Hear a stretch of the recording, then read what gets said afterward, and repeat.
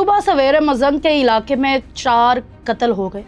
جی السلام علیکم ناظرین، میں آپ کی میزبان ہما خالد اور آپ دیکھ رہے ہیں ڈیلی پوائنٹ۔ ناظرین، لاہور میں قتل کی وارداتیں جو ہیں وہ روز بروز بڑھتی جا رہی ہیں۔ صرف لاہور ہی نہیں بلکہ پورے پاکستان میں آئے روز ہمیں ایسی خبریں سننے کو ملتی ہیں کہ ہمارے جو رونگٹے ہیں وہ کھڑے ہو جاتے ہیں۔ ناظرین، آج جیسے میں صبح اٹھی تو ایک خبر نے جو تھے وہ میرے حواس خطا کر دیے، اور یہ خبر یہ تھی کہ ایک شخص نے پہلے 3 لوگوں کو قتل کیا اور پھر خود کو بھی گولی مار لی، اور اس کے علاوہ جو 2 مزید لوگ ایسے ہیں جن کو قتل کرنے کی کوشش کی گئی لیکن وہ زخمی ہوئے اور ابھی وہ ہسپتال میں موجود ہیں اور ان کا ٹریٹمنٹ چل رہا ہے اور زندگی اور موت کے درمیان پھنسے ہوئے ہیں۔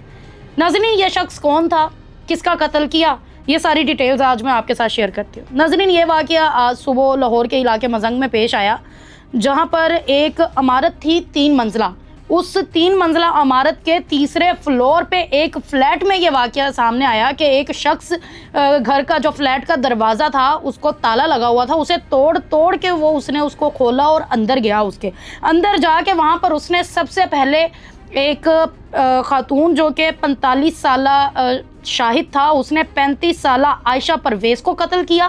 عائشہ پرویز کو قتل کرنے کے بعد اس کی 14 سالہ بیٹی مفرہ کو قتل کیا اور پھر 12 سالہ بیٹے منیب کو گولی مار کے قتل کیا، اور وہاں پر بات ختم ہی ہوئی۔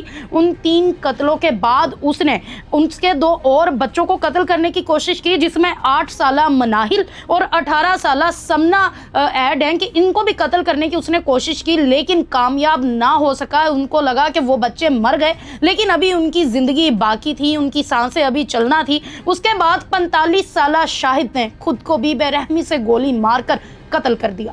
ناظرین، یہ معاملہ مزنگ میں پیش آیا۔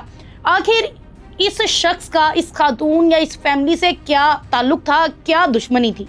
میں آپ کو بتاتی چلوں کہ شاہد ایک پراپرٹی ڈیلر تھا، اور پولیس کے مطابق اس سے پہلے شاہد جو تھا وہ عائشہ کے اوپر 35 سالہ خاتون کے اوپر قانونی کارروائی کروا چکا تھا، ایک دفعہ اس کے خلاف ایک اپلیکیشن دے چکا تھا۔ اور بات صرف یہیں تک نہیں تھی، عائشہ بھی ایک دفعہ جو شاہد تھا 45 سالہ اس کے اوپر FIR درج کروا چکی تھی، مقدمہ درج کروا چکی تھی، اور ان کا پہلے سے ہی آپس میں مسئلے چل رہے تھے۔ اور پولیس کا ابتدائی تحقیق کے مطابق یہ بھی بتانا ہے کہ جو شاہد تھا وہ عائشہ کے فلیٹ پر آتا جاتا رہتا تھا، معمول کے مطابق بڑا عام تھا اس کے گھر میں آنا جانا، اور جہاں پر لوگ پریشان ہیں کہ آخر یہ کیوں آتا تھا، تو اب میں آپ کی اس پریشانی کو ختم کرنے والی ہوں، کیونکہ ان دونوں کا آپس میں ناجائز تعلق تھا۔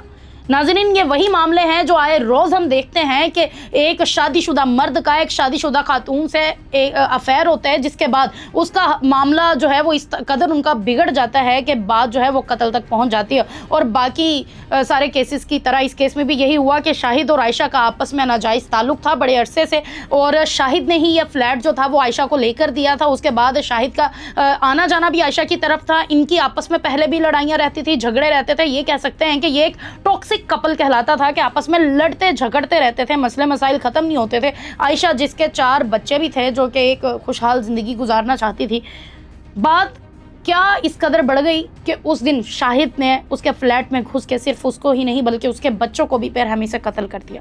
اس وقت 8 سالہ مناہل اور 18 سالہ سمنا زندگی اور موت کے درمیان الجھ رہی ہیں اور ایک مشکل وقت سے گزر رہے ہیں۔ ناظرین، ایک پورا کا پورا خاندان ہم کہیں گے کہ برباد ہو گیا، جوان بچے، وہ ماں، ان کا سب کچھ اجڑ گیا، بگڑ گیا۔